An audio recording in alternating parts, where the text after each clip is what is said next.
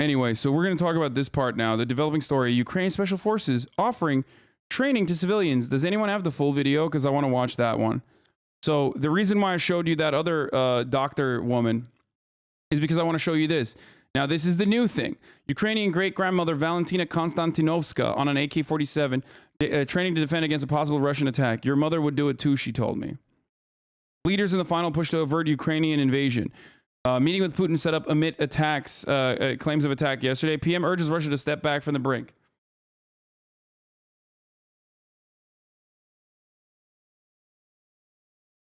So, this is Euronews, but this is the only fucking news article that has actually referenced the far-right group. All the other ones have not referenced the far-right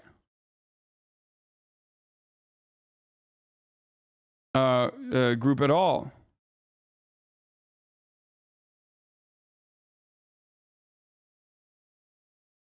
Now, I want to show the eyewitness news one that this video is from, though. That this screen grab is from. Because they're straight up wearing the Nazi patches in the video. Like the newer version of the Nazi patches. They did this shit with Yugoslavia too, so many fake headlines. Okay, where does Dr. Lady was working for Azov as well? No. These are like normal fucking people. These are normal people that are getting training from what they think is the fucking National Guard. The problem is, and I can't describe this, okay? I can't explain this to you guys, especially with your American brains. It's very difficult to explain to people because nationalism on the other side of the planet is very different. Like, you have a way of analyzing it here where you look at it and you go, okay, I get that. That's nationalism. It's like intertwined with white supremacy, American nationalism. But like nationalism elsewhere, nationalism in like Turkey, nationalism in Ukraine is, how do I describe it? It has way more historic precedent. It's like tied up with mythology. It is, it's like almost a normative position, okay? Like there are straight up ultra nationalist parties, for example, in Turkey, MHP, the second largest conservative party that's an active part of the coalition for the AKP, the current AKP government, is an ultra nationalist party. The fucking Grey Wolves, when I do this, like when I do this shit and people say, oh, you're fucking memeing about Grey Wolves, like those guys are considered to be normal. Like their feelings are considered to be normal, but it's not normal, okay? It's like hyper fucking nationalistic, and it's literally like borderline fascist. So that grandma could have borderline fascist takes. I don't know. And still be considered like a normal grandma, okay?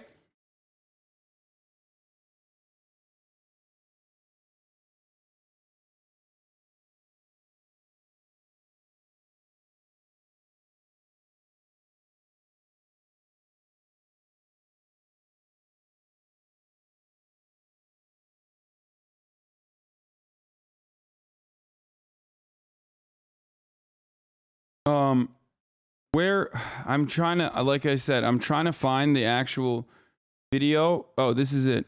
These men training on a... So this is like Al Jazeera covering it, but American news didn't cover it as like Nazis are training them. In Ukraine say they want to defend their country from Russian aggression. Freikorps has its origin in German nationalist groups of the 18th and 19th century, and the leaders...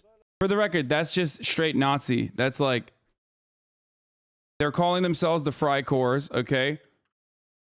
The group say it has thousands of members, but only 60 have bought their own licensed weapons and regularly serve alongside Ukrainian army soldiers on the 420-kilometer front line. 24-year-old Gleb studied Homeland Security and Crisis Management at university.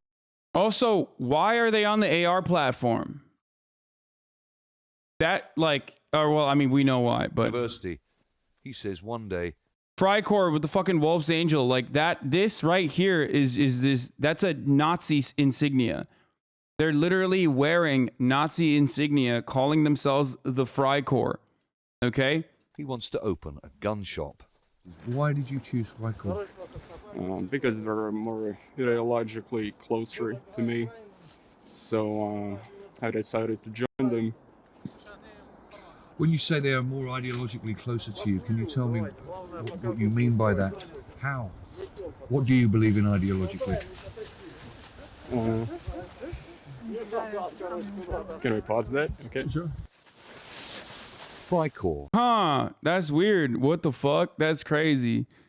Why is it more okay for Turkey to be nationalist but not America? We've both committed genocide and atrocity. It's not. I was just talking about, I'm trying to educate Westerners on Eastern nationalism. Okay? I'm trying to educate Westerners by giving you an example. I'm saying it's a normative position and it's insidious. The way that like nationalism can be trafficked into the common rhetoric as a consequence of the cultural identifiers with nationalism for countries like this. Okay?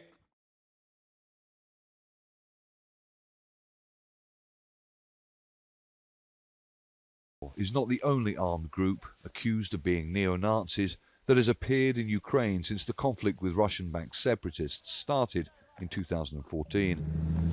Others, like these men with the powerful Azov battalion, have been... Didn't Turkey commit far worse genocides and crimes in the USA and even for a longer time span? Wait, what?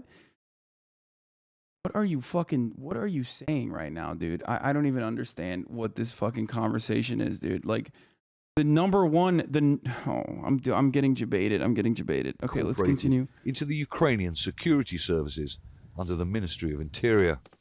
Freikorps and many groups like them have been praised by Ukrainians for their willingness to take up arms and defend the country against what they describe as Russian aggression.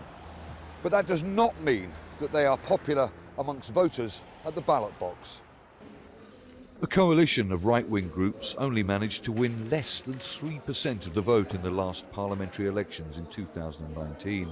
That's the other part about it, is that like nationalism is growing, or like fascist far-right movements are growing in Ukraine, but at the fucking ballot box, they are not represented. But in the media, God, oh my God, if you look at Western media, you would think the entire fucking nation, even if you look at Russian media and their propaganda, the entire nation of Ukraine is full of fucking Nazis, right? But in America looks to those Nazis and points to those Nazis and says, these are brave Nazis that are trying to defend Ukraine. Okay?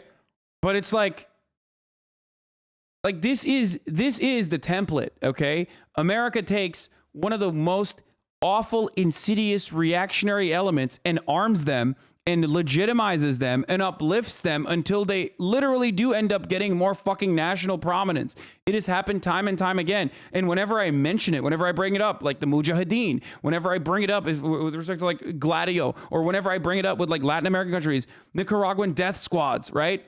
You're like, oh, dude, that's whataboutism. No, it's not. This is exactly what America has done historically and is trying to do in Ukraine currently. It's the same thing. It's the exact same thing. And they're doing it.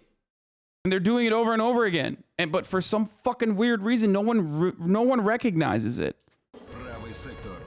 Yeah, and yeah, is it similar to the coverage of Cuba? Yeah, that's another great example. Thank you, Crumbum. Thank you. Remember when everyone told me I was a fucking piece of shit for actively denying the revolution that was ongoing in Cuba? And then I showed you that even fucking Fox News was literally showing pro-government communist protesters and making it seem like they were counter-protesters that were like protesting against Cuba. What happened then? Remember when the Miami mayor was literally like, we should nuke Cuba? We should drone strike Cuba immediately? What happened, dude? Yeah, Cuba Libre, right? What happened? Pulled that one out of your ass? No. What do you mean? Pulled that one out of my ass? Okay, this is a gray name. Like, who cares?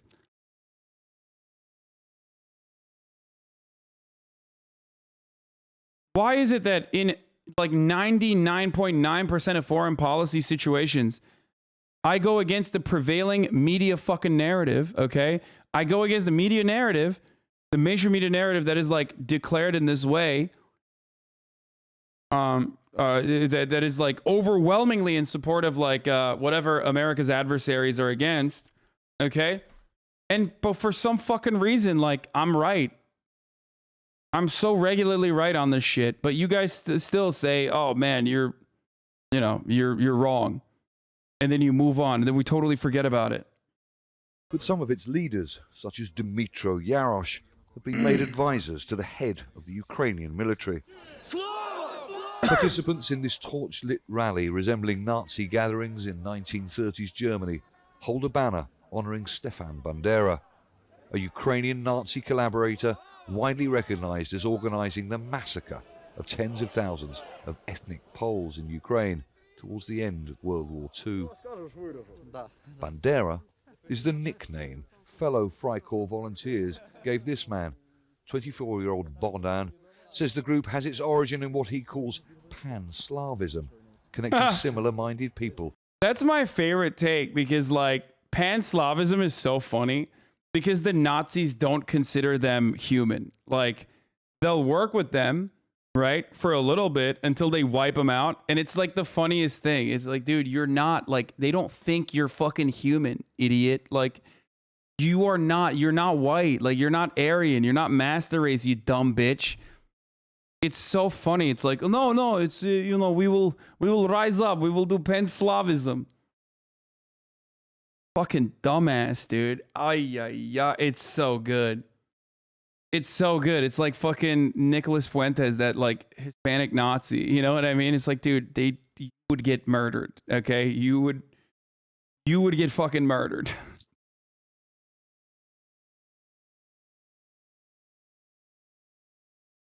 Across Slavic regions of Eastern Europe, including Russia. But that changed when the conflict started. If the West respects democracy and pluralism of views, they have to respect our views. But to get to... Yeah, what about the diversity of opinion, dude? What about the diversity of my Nazi opinions? I love that. It's always the same, dude. They're so one note. Yeah, what about my diversity of opinion? You liberals, you say you care about diversity, but here I am diversifying the opinion pool, okay? By saying we need less diversity. The political future, we would need to show people we can be competent leaders. We need to gather like-minded thinkers, qualified and educated people. If we manage that, we will have a political future. But liberals do agree with that. Liberals literally look to this guy and go, "Wow, what a wonderful young man." And political strength. Experts say the far right in Ukraine has its origins in football hooliganism, poverty, and a country that, along with many other post-Soviet states, has struggled with political corruption. The Russian-Ukrainian border didn't really exist for these movements. The Russian far right and the Ukrainian far right moved in these same circles, and then when the war came, some of them chose one side and some of them chose the other. And the fact is that the connections are still very much there in some parts, and it's almost certain that there are Russian agents of some sort within these movements. Freikorps leaders say they've been overwhelmed by people wanting to join since the crisis between Ukraine and Russia has escalated. But as NATO countries throw their weight behind Ukraine, they should perhaps be aware of what this conflict is creating on both sides. That's great. The football thing is so fucking true. Even in a privileged country like Italy, holy shit, it's the first time I see anyone talking about it. Yes, hooliganism is always linked back to like fascist movements, or hooligans will routinely be used as hooligans have always been used as like the paramilitary forces for fascist movements. Yeah.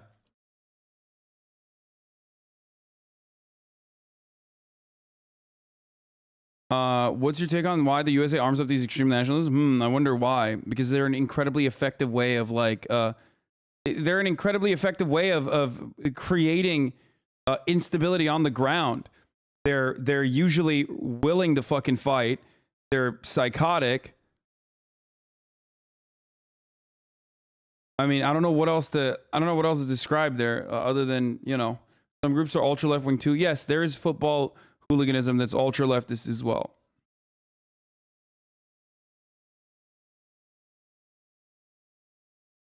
Ukraine shouldn't be more powerful in weapons and military to protect Ukraine because of weirdos like that exist. My friend, I don't know if you can't comprehend it. I'm not even saying the entirety of the Ukrainian military is like this, okay? But what you have to understand is like America is actively arming, training fascists Why do you not have a problem with that? Why do you think that that's like, why do you think that that's okay? Oh man, if a couple fascists get fucking guns in training and then they go out and like, you know, spread their ideology further, then that's fine. That is completely justifiable. You focus on them a whole lot though. Yeah, because Al Jazeera is the only fucking outlet that's covering it by saying Ukraine is offering training to civilians, whereas American media is covering it as just like, oh, Ukrainian special forces are offering training to civilians, when like the Azov battalion's fucking Nazi crest is quite literally right there.